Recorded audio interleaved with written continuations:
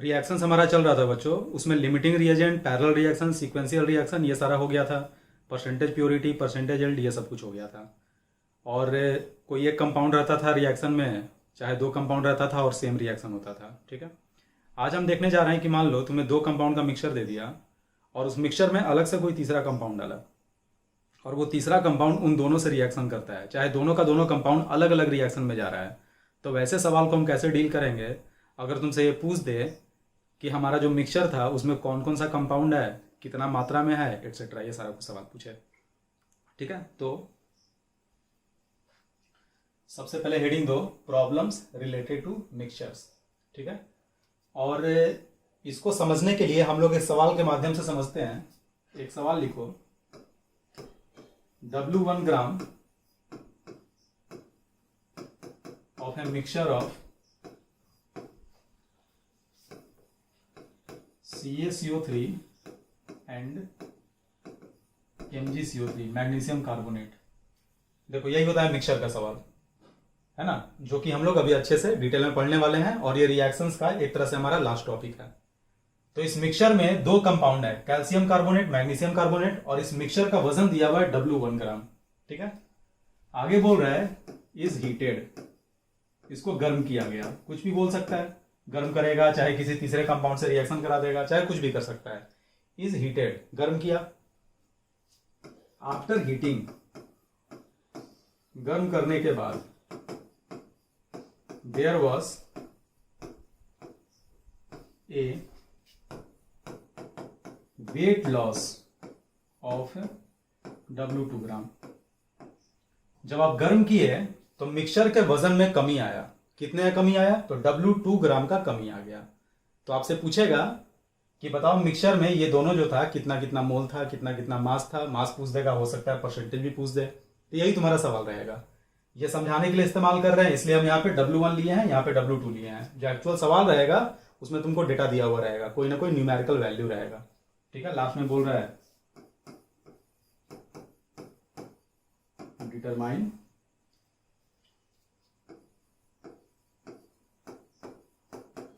Composition of mixture.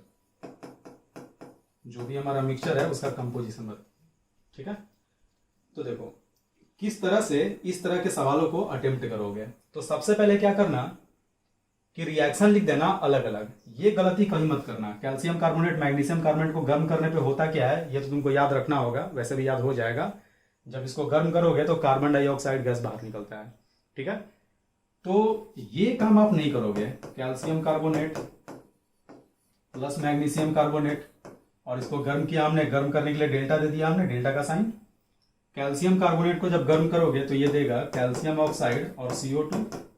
Magnesium carbonate को गर्म करोगे तो ये देगा magnesium oxide plus CO2। CO2 यहां लिखा हुआ है। तो इस तरीके से भूल से भी हमें रिएक्शन नहीं लिखना है। क्यों? क्योंकि ये दोनों आपस में रिएक्शन नहीं कर रहा। कोई भी रिएक्शन लिखने का मतलब होता है कि रिएक्टेंट आपस में रिएक्शन करके प्रोडक्ट दे रहा है। तो ये एक रिएक्शन नहीं है, ये वास्तव में अलग अलग रिएक्शन है। कैसे अलग अलग है?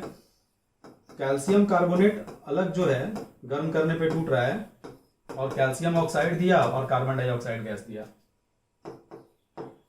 और मैग्नीशियम कार्बोनेट भी बिल्कुल उसी प्रकार से गर्म करने पे मैग्नीशियम ऑक्साइड दे रहा है और कार्बन डाइऑक्साइड गैस दे रहा है। ये सही तरीका है। तो जब भी मिक्सचर का सवाल पूछेगा, पहला पॉइंट क्या सीखे? रिएक्शंस को अलग अलग लिखोगे। रिएक्शंस को अलग अलग लिखने के बाद मिक्सचर का जो कंपोनेंट है उसका तुम हमेशा मोल एज्यूम कर लेना, मान लेना। ठीक है, मानने का मतलब हुआ कि कैल्शियम कार्बोनेट को हमने मान लिया कि ये X मोल है, और मैग्नीशियम कार्बोनेट हमारा Y मोल है, और यही मिक्सचर मिलाकर कितने ग्राम के बराबर है? W1 ग्राम के बराबर। तो देखो बच्चों, अगर तुम्हें मिक्सचर का कंपोजिशन चाहिए तो X और Y का वैल्यू तुमको चाहिए होगा। दो वेरिएबल है तो हमें दो इक्वेशन चाहिए। तो एक इक्वेशन तो हमें W1 ग्राम से मिल गया। इन दोनों के मास को अगर हम जोड़ दें, मोल को नहीं, मास को, अगर दोनों का मास ऐड करें तो वो मास W1 के बराबर आना चाहिए। तो इक्वेशन क्या आएगा? कैल्शियम कार्बोनेट, कैल्शियम कार्बोनेट कितना है? तो कैल्शियम कार्बोनेट है X मोल। तो मास कितना होगा? कैल्शियम कार्बोनेट का मोलर मास होता है 100, तो उसका मास निकालोगे तो 100x आ जाएगा, plus magnesium carbonate. Magnesium carbonate का अगर मास निकालोगे तो ये 24 हो गया, कार्बन हमारा 12 हो गया 36, और ऑक्सीजन 3 है, यानी कि 48 आ गया, है ना। 48 में अगर तुम 36 जोड़ोगे तो आपका आ जाएगा 84।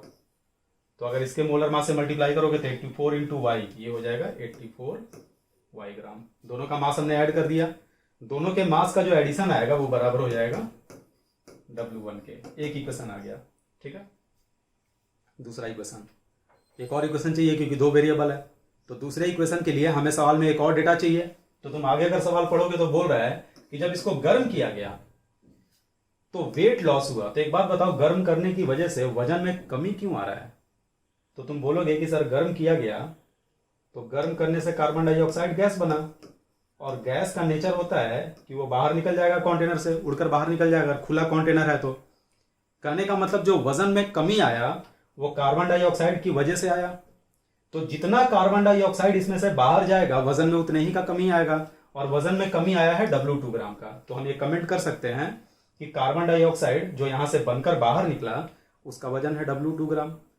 तो ये सारा का सारा कॉन्सेप्ट होता है मिक्सचर के सवाल का। मिक्सचर के सवाल में सवाल को पढ़ो और जो भी जानकारी तुमको दिया है उस जानकारी के माध्यम से तुम इक्वेशन को जनरेट करो, इक्वेशन सॉल्व करो, तुम्हारा काम हो जाएगा, ठीक है। तो हम क्या करें, कार्बन डाइऑक्साइड की वजह से वेट लॉस हो रहा है तो कार्बन डाइऑक्साइड का वजन निकालो। ये है x मोल, कोफिशिएंट दोनों का 1 है तो ये भी आ जाएगा x मोल। ये है y मोल तो ये भी आ जाएगा y मोल, ठीक है। तो वेट लॉस जो हो रहा है, वेट लॉस वो बराबर किसके है, वेट ऑफ CO2 के बराबर है, और ये बराबर है सवाल में दिया हुआ है W2 ग्राम के। कार्बन डाइऑक्साइड का वेट, तो कार्बन डाइऑक्साइड का टोटल मोल कितना हो गया, तो टोटल मोल निकालोगे तो x प्लस वाई आ जाएगा, मोल हो गया। मोल को मोलर मास से मल्टीप्लाई कर दो तो CO2 का मोलर मास आ जाएगा 44, है ना। ये टोटल मास आ गया और ये मास बराबर हो गया W2 के। ये हो गया हमारा दूसरा इक्वेशन, ठीक है। वेट लॉस CO2 की वजह से हुआ, हमने CO2 का मास निकाला और उसको सवाल में दिए गए वेट लॉस के बराबर कर दिया। दो इक्वेशन आया, दो इक्वेशन दो अननोन, अगर W1 W2 दिया रहता तो हम इसको आराम से सॉल्व करके x और y को निकाल लेते हैं। जैसे ही x और y निकलेगा, जैसे ही x और y निकलेगा हमारा कैल्शियम कार्बोनेट का भी मोल आ गया और मैग्नीशियम कार्बोनेट का भी मोल आ गया। अगर मोल आ गया तो दोनों का मास आ जाएगा, और अगर मास आ गया तो परसेंटेज ही आ जाएगा। कैसे निकालोगे percentage, percentage by mass of CaCO3 बराबर, तो percentage by mass of CaCO3 क्या होगा, mass of CaCO3 by total mass गुना 100। तो CaCO3 का मास कितना होगा x मोल, और 100 से मल्टीप्लाई कर दो तो 100x हो गया, divided by total mass. Total mass mixture का कितना है W1, इसको हमने डिवाइड कर दिया W1 से और मल्टीप्लाई कर दिया 100 से। तो ये परसेंटेज बाई मास हो गया कैल्शियम कार्बोनेट का। अगर इसको 100 में से घटा दोगे तो मैग्नीशियम कार्बोनेट का परसेंटेज बाई मास आ जाएगा, ठीक है। मैग्नीशियम कार्बोनेट का निकालना है तो ऐसे भी लिख सकते हो 84y बाई W1 गुना 100, और नहीं तो ये जो भी रिजल्ट है 100 में से घटा दो, क्योंकि मिक्सचर में दो ही कंपोनेंट है तो एक निकल गया, 100 में से घटाओगे तो दूसरा निकल के चला आएगा। तो ये हमारा कॉन्सेप्ट हुआ, ठीक है। क्या क्या सीखे, सबसे पहले रिएक्शन लिखोगे एक साथ या अलग अलग, तो तुम बोलोगे अलग अलग। लिखने के बाद दूसरा स्टेप क्या है, तो जो रिएक्शन में रिएक्टेंट है उसको तुम मोल में मान लोगे, मोल में, मास में नहीं, हमेशा मोल में मानना। ये मत करना कि ये x ग्राम दूसरा हो गया W1 माइनस x ग्राम, कैलकुलेशन लेंदी होगा, हमेशा मोल मानोगे। और तीसरा क्या है, सवाल पढ़ोगे और जो जो इक्वेशन है ना, जो जो डेटा दिया हुआ है उस डेटा से तुम इक्वेशन को जनरेट करने का प्रयत्न करोगे। एक बार इक्वेशन आ गया तो तुम्हारा सवाल जो है वो सॉल्व हो जाएगा, ठीक है। लेकिन सवाल ये उठता है कि सर आपने ये रिएक्शन कैसे दिखा, आपको कैसे पता चला कि CO2 का ही वेट लॉस होगा, ठीक है। तो इसके बारे में अभी थोड़ी देर में हम लोग बात करेंगे, है ना। फिलहाल ये पूरा नोट कर लो।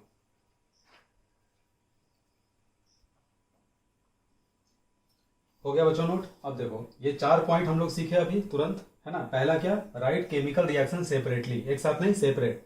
अगर अलग अलग रिएक्शन हो रहा है तो आप इसको अलग अलग लिखोगे। अगर एक बाल्टी में मोटा लकड़ी का लट्ठा रखा हुआ है और उसमें बहुत सारा कागज पड़ा हुआ है, तुम उसको जब जलाओगे तो ऐसा नहीं है कि कागज तेजी से जलेगा तो उसको देख कर लकड़ी भी तेजी से जलने लगेगा। चाहे लकड़ी अगर देर से जल रहा है तो हमारा कागज जो है वो भी देर से जलेगा, ऐसा नहीं है। दोनों जलेगा और दोनों अपने अपने हिसाब से जलेगा। लकड़ी जिस रेट से जलता है वैसे जलेगा, कागज जिस तरीके से जलता है उस तरीके से जलेगा। कागज जलकर जो प्रोडक्ट देता है वो अपने हिसाब से देगा, जितना कागज होगा उसके हिसाब से प्रोडक्ट आएगा। लकड़ी और कागज आपस में रिएक्शन करने वाला नहीं है। अगर एक साथ लिख दोगे तो उसका मतलब होता है कि दोनों आपस में रिएक्शन कर रहा है, ऐसा तो हो नहीं रहा। यही रीजन है कि जो रिएक्शन सेपरेट हो रहा है उसको तुम सेपरेट ही लिखोगे, ठीक है। दूसरा, assume number of moles of components of reaction mixture. जो मिक्सचर है उसके कंपोनेंट का मोल एज्यूम करोगे, मास नहीं। तीसरा, right necessary mathematical equation according to the question. सवाल पढ़ोगे और जो जो तुमको डेटा दिया है उसके हिसाब से इक्वेशन लिखोगे, और सबसे लास्ट पॉइंट, इक्वेशन को सॉल्व करके ऐसे निकाल लोगे। ठीक है, नोट कर लो इसको। उसके बाद एक सवाल देखते हैं जिसमें डेटा डाला हुआ रहेगा, नोट करो।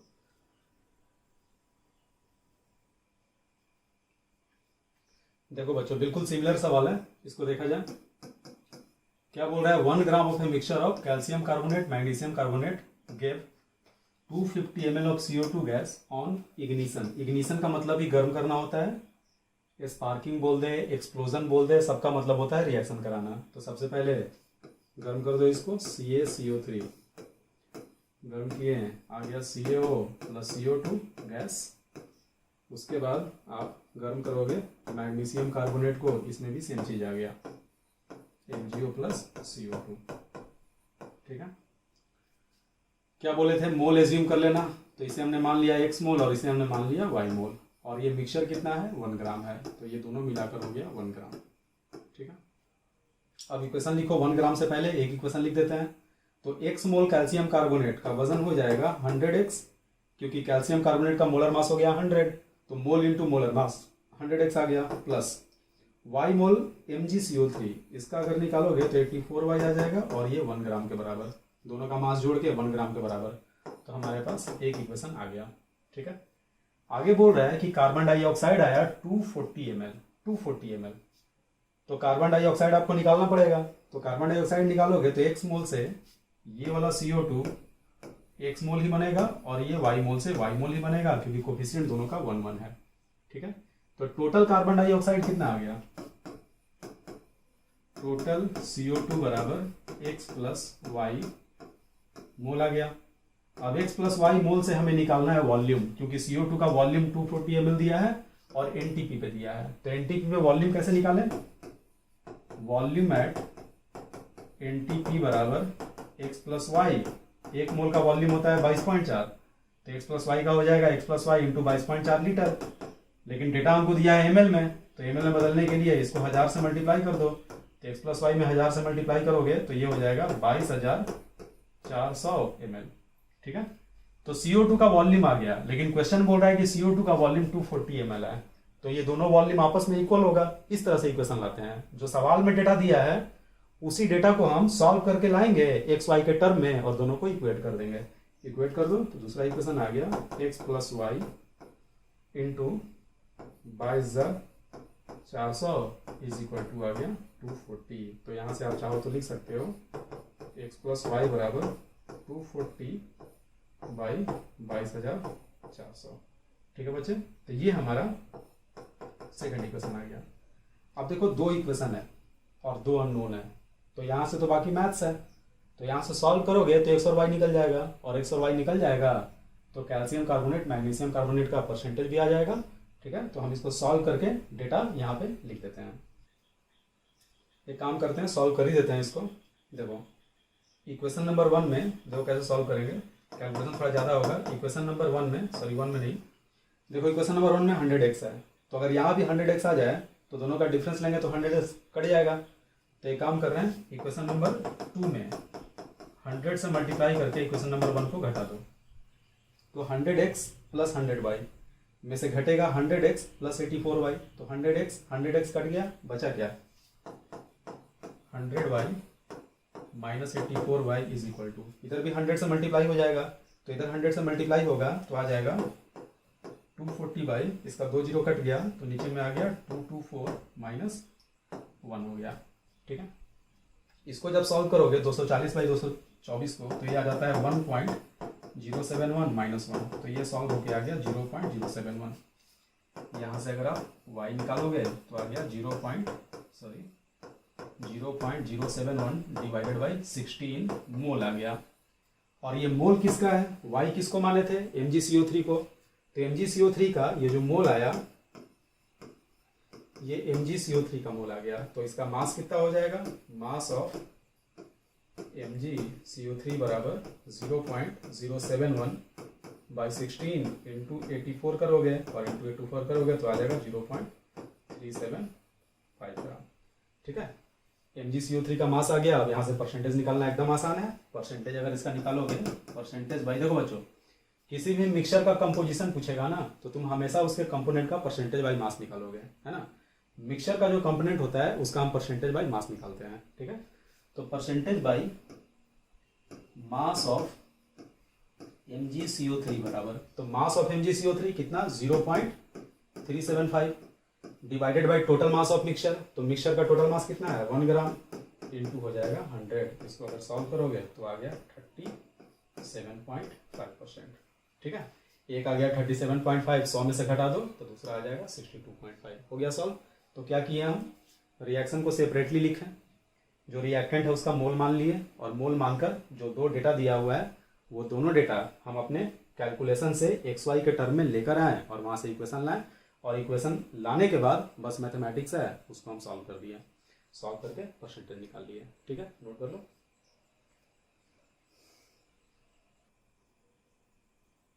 देखो बच्चों ये सवाल पढ़ो जरा। करा sample containing CaCO3 and MgCO3 is ignited, फिर से गर्म किया टू CO एंड MgO, है ना। गर्म करके वो दोनों बना दिया। तो सबसे पहले रिएक्शन लिख लिया जाए, बाकी सवाल बाद में पढ़ेंगे। CaCO3 को गर्म किए, सेम रिएक्शन तीसरी बार देख रहे हैं हम लोग। CO आया, CO2 आया, और MgCO3 को जब गर्म करोगे तो गर्म करने से आएगा MgO प्लस CO2। अब इस बार क्या रहा है, मोल फिर से एज्यूम कर लो, ये हो गया X मोल और ये हो गया Y मोल। इस बार बोल रहा है, वजन नहीं दिया सैंपल का, बोल रहा है कि the mixture of oxide. Oxide का मतलब क्या, ऑक्साइड का मतलब हो गया CaO और MgO। इन दोनों का जो मिक्सचर है जो रिएक्शन के बाद आया, जिसको हम रेसिड्यू भी बोलते हैं। रेसिड्यू क्यों बोलते हैं, रिएक्शन के बाद जो भी बचा रहता है उसे हम बोलते हैं रेसिड्यू। तो CO2 तो बाहर निकल गया, तो बचेगा कौन, ये दोनों। तो इन दोनों के मिक्सचर को हम रेसिड्यू बोलेंगे, ठीक है। अगर कोई रिएक्टेंट बच जाता तो वो भी रेसिड्यू का हिस्सा होता। रिएक्शन के बाद जो जो कंटेनर में है उसी को हम बोलते हैं रेसिड्यू। बोल रहा है कि जो ऑक्साइड का वजन है, oxide produced weight exactly half as much as the original sample. इसका क्या मीनिंग हुआ, ये बोल रहा है कि गर्म करने के बाद जो ऑक्साइड मिला उसका वजन ओरिजिनल मिक्सचर के वजन का ठीक आधा है, ये बोल रहा है। तो इसके सहारे हमें इक्वेशन यहाँ पे जनरेट करना होगा, ठीक है। तो क्या लिखे, अगर ये X मोल है तो ये भी आ जाएगा X मोल, और अगर ये Y मोल है तो ये भी आ जाएगा Y मोल, क्योंकि कोफिशिएंट 1 1 है। तो एक बात बताओ, इसका वजन क्या आया, टोटल वजन। तो ये टोटल वजन कितना हो जाएगा 100X प्लस 84Y। दोनों ऑक्साइड का वजन कितना होगा, तो कैल्शियम 40, ऑक्सीजन 16, 56, वजन आ जाएगा 56X। इसका मास कितना आएगा, तो 24 और 16 40, ये हो गया 40Y। अब सवाल के हिसाब से हमको इक्वेशन लिखना होगा। तो सवाल बोल रहा है कि ओरिजिनल मिक्सचर का आधा ये वाला है, तो अगर ओरिजिनल मिक्सचर में 2 से भाग दे दे तो इसका बराबर आ जाएगा। अब इसे सॉल्व करके बस हमारे पास यही एक इक्वेशन है, एक ही इक्वेशन है, तो XY दोनों नहीं निकल पाएगा, लेकिन देखते हैं, है ना, क्या निकल के आता है।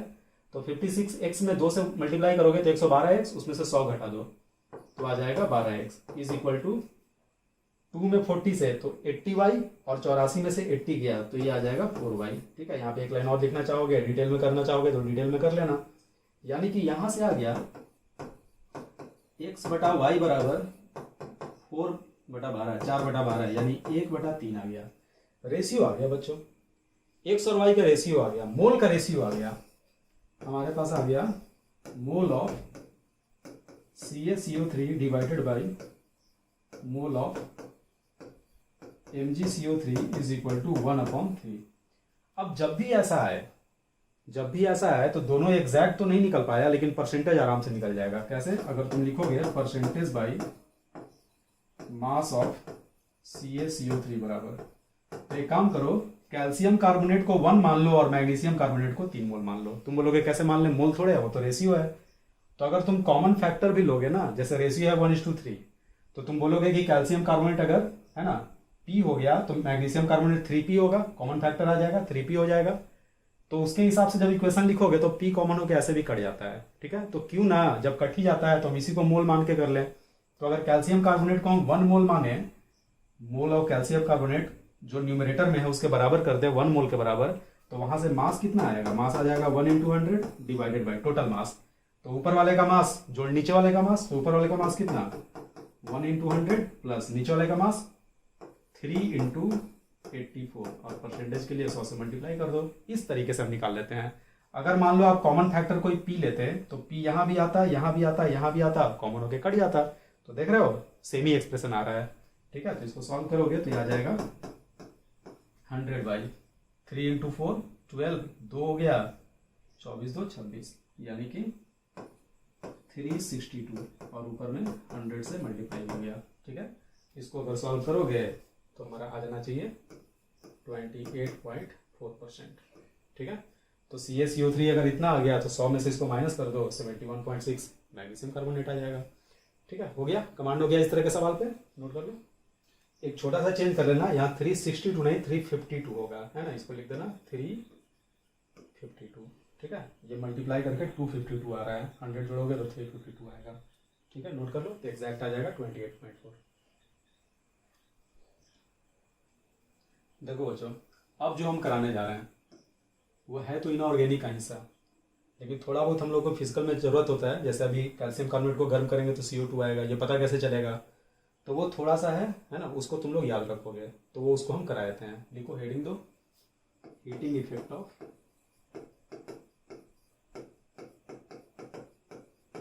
कार्बोनेट्स। कार्बोनेट्स का मतलब CO3 2- लगा रहना चाहिए। ठीक है, और हम मेनली बात कर रहे हैं मेटल कार्बोनेट, और उसमें भी हम बात कर रहे हैं, पीरियोडिक टेबल देखे होगे, ग्रुप 1 का कार्बोनेट और ग्रुप 2 का कार्बोनेट। ग्रुप 1 का मतलब जिसमें सोडियम रहता है, सोडियम पोटेशियम लिथियम ये सब रहता है, और सेकंड ग्रुप का मतलब कैल्शियम मैग्नीशियम बैरियम ये सब जो रहता है। उनके कार्बोनेट को गर्म करने पे क्या होगा। ठीक है, तो पहला पॉइंट लिखो,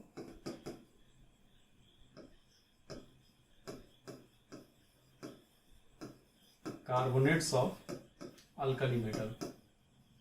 अल्कली मेटल किसको बोलते हैं, पीरियोडिक टेबल में अल्कली मेटल हम बोलते हैं ग्रुप 1 के एलिमेंट को। होता कौन कौन है, lithium, sodium, potassium, rubidium, caesium और फ्रांसियम। तो फ्रांसियम जो रेडियो एक्टिव एलिमेंट है उसका तो चर्चा ही नहीं कर रहे हैं। ठीक है, तो अल्कली मेटल जो है, पहले याद कर लो, अल्कली मेटल का जो कार्बोनेट होगा, अल्कली मेटल का जो कार्बोनेट होगा उसको अगर तुम गर्म करोगे तो तुमको CO2 मिलने वाला नहीं है, एक को छोड़कर। वो कौन है, लिथियम कार्बोनेट। लिथियम कार्बोनेट को छोड़कर जितना कार्बोनेट है उसको गर्म करोगे तुमको CO2 नहीं मिलेगा।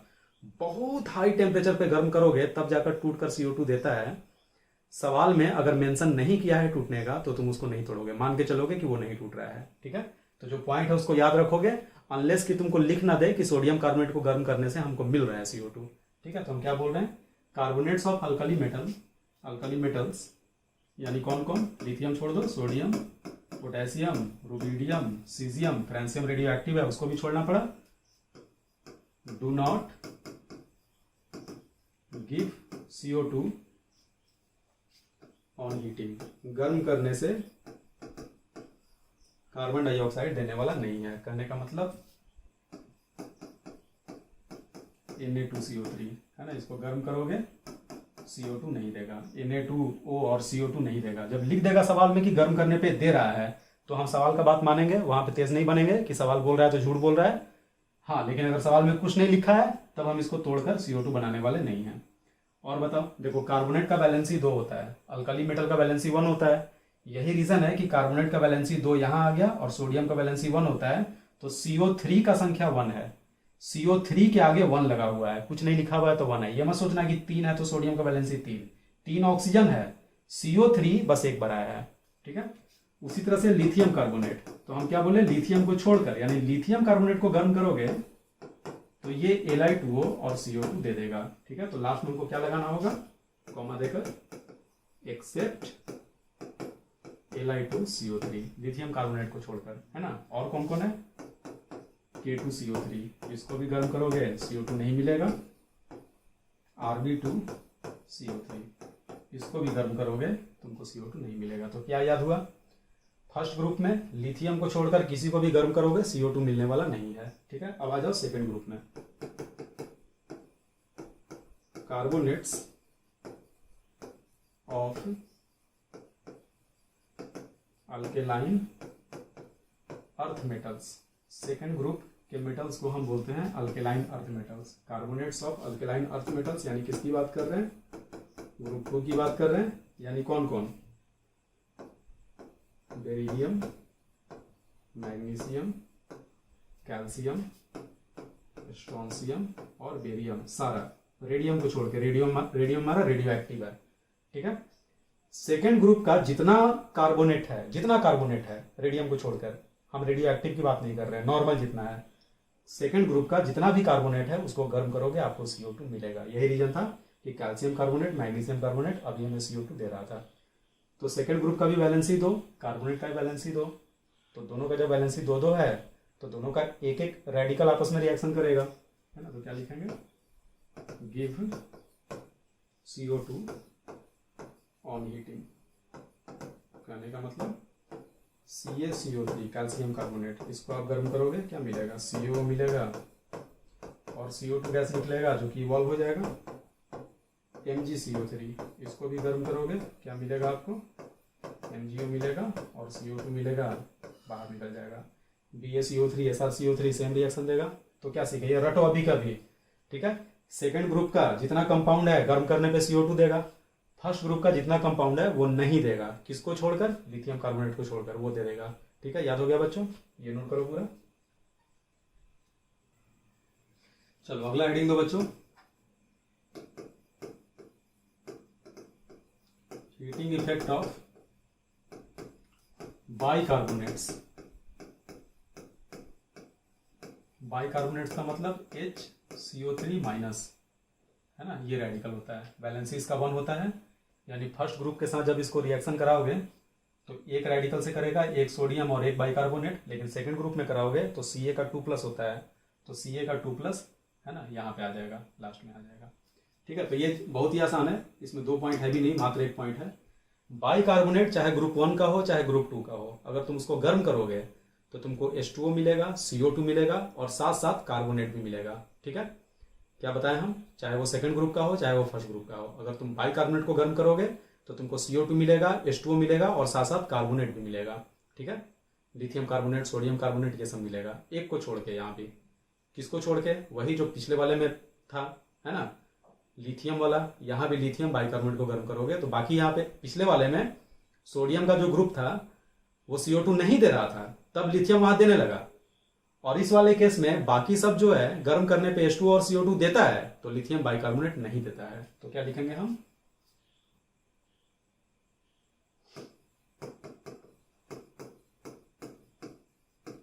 Bicarbonates of group 1 and group 2 metals, ठीक है। यानी कौन कौन? अल्कली मेटल और alkaline earth metal. Give CO2 H2O and metal carbonate on heating, ठीक है। लास्ट में कौन सा? एक्सेप्ट LiHCO3, लिथियम बाइकार्बोनेट को छोड़कर। कहने का मतलब अगर हम सोडियम बाइकार्बोनेट की बात करें, लिथियम बाइकार्बोनेट की बात करें LiHCO3, पोटेशियम बाइकार्बोनेट की बात करें, कैल्शियम बाइकार्बोनेट, तो देखो बच्चों कैल्शियम का वैलेंसी 2, तो यहाँ पे ऐसे 2 लग जाएगा। इसका वैलेंसी 1 है तो ये 1 ही रहेगा। मैग्नीशियम बाइकार्बोनेट, इन सभी को अगर आप गर्म करोगे, ठीक है, इसको गर्म किए तो हमें मिलेगा सोडियम कार्बोनेट। H2O जो है ये गैसियस फेज में निकलेगा, CO2 भी गैसियस फेज में, दोनों का दोनों बाहर निकल जाएगा। अगर वेट लॉस होगा तो इन दोनों की वजह से वेट लॉस होगा, ये हमारा रेसिड्यू में रहेगा। बैलेंस करोगे 2 सोडियम है, यहाँ 2 लगा दो, नोटिस करोगे सब बैलेंस हो गया। पोटेशियम बाइकार्बोनेट, इसको भी गर्म करोगे तो ये भी हो जाएगा K2CO3 प्लस H2O गैसियस, बाहर निकल गया और साथ में आ गया CO2 गैसियस, ये भी हमारा बाहर निकल गया। कैल्शियम बाइकार्बोनेट, ये भी सेम चीज देगा, कैल्शियम कार्बोनेट, है ना, सॉलिड, H2O गैसियस बाहर निकल गया प्लस CO2 गैसियस, ये ऑलरेडी बैलेंस्ड है, अलग से कुछ मल्टीप्लाई करने की जरूरत नहीं है। यहाँ पे क्या मिलेगा बता दो? NgCO3। इसको आप गर्म करोगे तो H2O गैसियस भी बाहर निकलेगा, CO2 गैसियस भी बाहर निकलेगा। ठीक है। और एक चीज देखो, ये जो सेकंड ग्रुप वाला बाइकार्बोनेट है, गर्म किया तो H2O CO2 तो निकला ही निकला, साथ में कार्बोनेट निकला। यानी अगर हम रेसिड्यू को दोबारा गर्म कर दें तो ये फिर से टूट के CO2 दे देगा, क्योंकि सेकंड ग्रुप वाला टूट के देता है CO2, फर्स्ट ग्रुप वाला CO2 हमें नहीं देता है। ठीक है। देखो एक छोड़े हैं हम, किसको, लिथियम बाइकार्बोनेट को। इसको गर्म करोगे ये कुछ भी देने वाला नहीं है। जहां पे कोई नहीं दे रहा था वहां पे दे दिया। पिछला वाला केस में CO2 दे दिया है, फर्स्ट ग्रुप नहीं दे रहा था, सेकंड ग्रुप दे रहा था। यहाँ पे फर्स्ट और सेकंड दोनों देता है, H2 और CO2 दोनों। तो यहाँ पे लिथियम बाइकार्बोनेट जो है वो नहीं दिया है ना, वो नहीं टूटा, वो थर्मली स्टेबल है। स्टेबल है तो क्यों टूटेगा, नहीं टूटेगा। ठीक है। और बताओ, अगर वेट लॉस होगा तो किसकी वजह से, तो पिछले वाले केस में वेट लॉस जो होगा वो कार्बन डाइऑक्साइड की वजह से, वो तो पहले से पता था।